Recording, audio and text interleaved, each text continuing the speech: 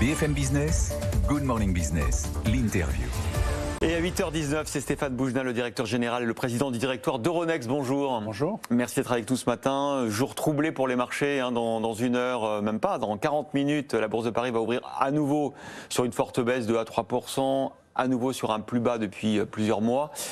C'est compliqué de garder la tête froide, le sang froid dans des périodes aussi compliquées pour les marchés financiers, et évidemment en conséquence de cette guerre en Ukraine. Alors pour le moment, on assiste à un ajustement des marchés. Le niveau absolu du CAC est à peu près celui qu'il était au début de l'année 2020, avant la crise Covid. Donc on n'est pas dans un effondrement des marchés. Les marchés continuent à tenir compte de la très belle performance opérationnelle des entreprises. Ça tient selon vous parce que finalement, les marchés continuent à regarder les fondamentaux, à se dire que la Russie, aussi grave soit cette crise d'un point de vue humain, bien évidemment, et militaire, au fond, la Russie n'est pas un acteur majeur de l'économie mondiale. Oui, à ce stade, ce que disent les marchés, c'est qu'il y a un problème avec les effets des sanctions sur une économie qui reste 1% des exportations mondiales, qui reste un PNB qui est celui un peu plus que celui de l'Espagne, et donc un risque qui est encore assez circonscrit. Évidemment, ce qui n'est pas encore dans les prix, c'est l'incertitude sur ce que pourraient être les ripostes aux sanctions, ce que pourrait être un risque cyber massif, ce que pourrait être une crise de l'énergie du type de ce que les plus vieux d'entre nous ont connu en 73-74. C'est-à-dire une remise en cause complète de l'organisation des flux énergétiques. Alors ça, sur l'énergie, on en prend quand même le chemin, parce que quand on a vu cette nuit le baril de Brent presque aux $140, on va bientôt peut-être arriver au record historique, qui est à 147 si mon souvenir est bon. Le gaz, vous avez vu la patronne, la directrice générale d'Engie, Catherine McGregor, ce matin, qui parle de situations complètement exceptionnelles et hors de contrôle sur l'énergie, notamment le prix du gaz, qui demande des mesures aux États, peut-être de rationnement, de contrôle des prix. C'est quand même quelque chose d'inouï quand on est comme vous un apôtre du marché de la concurrence, de se dire qu'on va peut-être arriver à restreindre, contrôler les prix et les quantités. On est à un moment probablement de transformation du marché de l'énergie. Il va y avoir une période de transition. Mais il faut rester extrêmement calme. On n'a pas encore les décisions qui justifient une panique de quelque nature que ce soit. La France a des alliés stratégiques, comme la Norvège par exemple, qui sont engagés dans des efforts extrêmement significatifs de production pour, dans le cadre de notre alliance très privilégiée, faciliter le développement de ressources alternatives. C'est plus compliqué pour certains de nos voisins qui ont fait des choix énergétiques différents. Notamment l'Allemagne avec le gaz. L'Allemagne, l'Italie. La France a fait le choix depuis très longtemps du nucléaire. Ce choix du nucléaire permet aujourd'hui d'être plus serein par rapport à la période qui s'ouvre. Ça ne permet pas de l'être complètement, mais il est très clair que notre dépendance au gaz, et singulièrement au gaz russe, qui est très inférieure à celle de nos voisins. Donc il faut rester très calme. Il n'y a pas aujourd'hui encore de crise énergétique. Il y a des prix qui montent sur le Brent, sur le baril, des prix du gaz qui, du coup, augmentent également. Mais pour le moment, il va y avoir un effet inflationniste sur certains processus de production qui sont liés au prix des matières premières qui augmentent, au prix des matières premières énergétiques singulièrement. Là, un marché qu'on connaît mieux chez Euronext, qui est le marché du blé, puisque nous gérons le Matif. Alors justement, vous avez vu que cette nuit, on n'a pas pu coter le blé parce qu'il y avait trop de demandes par rapport à l'offre, le prix du blé qui flambe. Oui, il y a une situation conjoncturelle. Pour dire les choses simplement, les deux grandes zones sur le continent européen où on produit du blé, c'est la France et l'Europe de l'Ouest. Et puis, de l'autre côté, la Russie et la Crimée. Pour prendre des livraisons de blé russe et ukrainien, il faut le prendre dans les ports de la mer d'Azov, la fameuse ville de Mariupol dont on parle beaucoup, le port d'Odessa, le port de Sébastopol.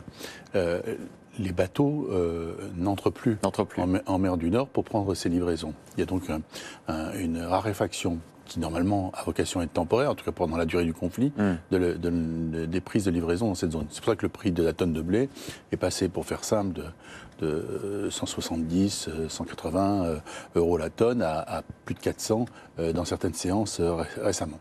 Donc il va y avoir sur les produits qui sont dérivés du blé, une augmentation des prix. Il va y avoir sur les produits dérivés des hydrocarbures, des augmentations des prix. Mais on est encore dans quelque chose qui est une crise strictement économique pour le moment. Bien comprendre que pour nous, Européens, nous avons voulu oublier le risque stratégique, nous avons voulu oublier que certains voisins à la périphérie du continent veulent changer les règles du jeu. Bon, c'est un rappel difficile, mais ça ne produit pas encore des effets dévastateurs. Alors justement, vous le disiez, la prise de conscience, elle est sans doute plus forte que jamais de la nécessité de reconstruire une souveraineté européenne, une souveraineté notamment technologique. On voit à quel point on dépend, on a parlé des énergies, mais aussi de la technologie. Une initiative d'Euronext, de la Bourse de Paris et des bourses européennes pour favoriser l'arrivée sur notre marché, sur les marchés de les French Tech qu'on reçoit nous tous les jours à 6h45 sur ce plateau. Beaucoup de levées de fonds, beaucoup de licornes, et puis les introductions en bourse. Et vous avez constitué une sorte de, on parle d'avenir, hein, ça fait du bien, vous avez constitué une sorte de pouponnière de jeunes pousses de French Tech qui ont vocation à entrer sur le marché. Pourquoi c'est intéressant d'aller sur un marché alors que l'argent coule à flot, l'argent du capital risque, l'argent des investisseurs américains par exemple, mais pas seulement. Pourquoi est-ce qu'il faut aller en bourse? Parce que le lien avec le sujet précédent, c'est que tout le monde comprend désormais que la puissance se concentre là où est la technologie. Tout le monde comprend aussi que c'est à l'échelle européenne qu'il faut construire ces entreprises puissantes. Et donc, ce que nous avons fait, c'est lancer deux programmes, l'un qui existe depuis quelques années et qui se développe aujourd'hui à Paris, qui est TechShare, qui est ce que vous appelez une pouponnière, c'est une forme de formation pour les entreprises qui se préparent à entrer en bourse pour lever des capitaux, parce que pour avoir accès au financement du risque, au financement de l'innovation, surtout dans les sujets de clean tech, il y a un lien aussi avec le sujet précédent, beaucoup d'entreprises qui entrent en bourse sont sur des sujets d'énergie propre, notamment d'hydrogène. Ouais, c'est ça. C'est-à-dire que l'alternative aux difficultés de la situation d'aujourd'hui, c'est plus d'Europe, moins d'hydrocarbures et plus de technologie. Et pour faire plus d'Europe, moins d'hydrocarbures et plus de technologie, il faut qu'on ait des programmes comme TechShare ou Tech Leaders, qui est un segment de marché européen qui permet à toutes ces entreprises innovantes d'être identifiées par les investisseurs. Mais vous savez, il y a quand même la tentation, 1, de l'investissement privé, de la private equity, des levées de fonds, 2, du Nasdaq. Qu'est-ce que vous dites à vos jeunes aspirants à rentrer en bourse sur l'intérêt de rester sur une place européenne? L'intérêt de rester sur une place européenne, c'est d'abord d'être coté auprès de comparables, de sociétés comparables, d'avoir accès à une masse d'investisseurs à la fois américains qui de toute façon investissent en Europe, mais aussi une base d'investisseurs européens, locaux, qui assurent une certaine présence stable dans le capital, d'avoir accès aux investisseurs retail, c'est-à-dire les particuliers qui investissent dans les sociétés européennes qui sont très présents dans les IPO, et d'enraciner leur développement européen là où ils bénéficient d'un certain type de soutien.